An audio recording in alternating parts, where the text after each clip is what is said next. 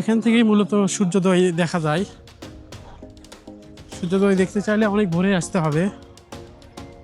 এটা সেই স্পট যেখান থেকে সূর্যোদয় পুরোপুরি খুব ভালোভাবে দেখা যায়। স্থানীয়রা এটার নাম টাওয়ার চর বলে। সুন্দর ঝাউবন আছে, এই যে পাশে ঝাউবন, এখানে বসার জায়গা আছে, অনেক দোকানপাট আছে।